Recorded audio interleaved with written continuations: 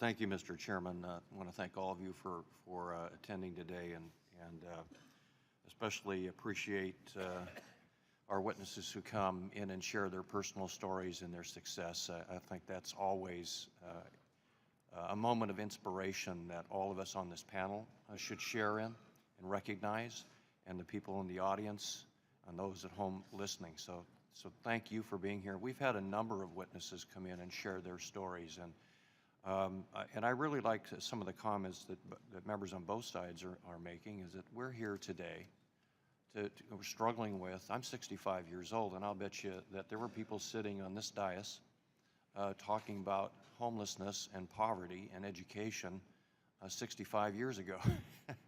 And here we are, of course, still struggling with it, trying to find the right answers. And that's what today's hearing is about. We're trying to work with everyone on the dais here, and those of you who are here and those in the audience, to find the answer to really helping people. I'm the oldest of 7.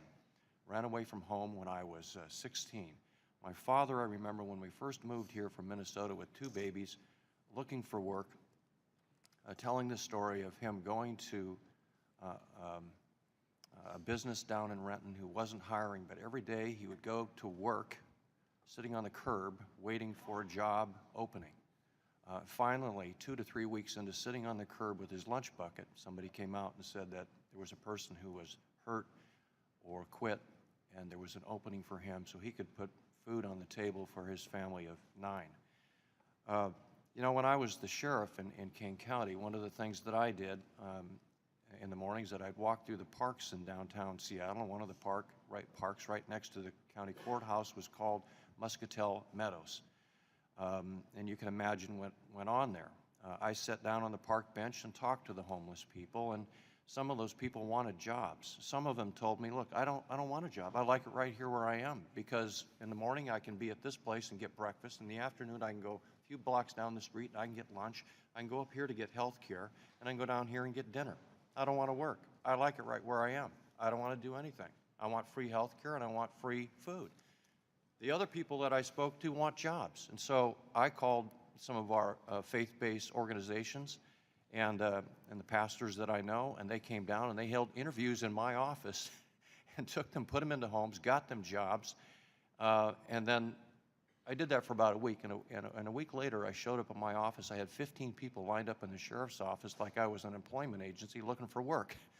My executive assistant was not happy with me. We were the sheriff's office, not an employment agency, but I wanted to help people. I've been to the poorest of the poorest homes and the most wealthy. People want help. And it's not our job here today to argue about this. It's our job here, ladies and gentlemen, to find an answer together. And I know I'm on my soapbox here for a moment, but I'm so tired of hearing the rhetoric from both sides, really, on what needs to be here and what needs to be there, and that person needs this and that person needs this. Look, I agree with Ms. Van Zandt, and I don't know how anyone can disagree. One size does not fit all.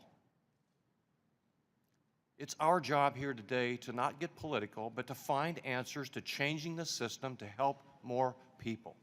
Education is absolutely key. Training is absolutely key. The engagement of the private sector is absolutely essential for this to work. OJT, all of that is absolutely necessary. So I know I don't usually do this.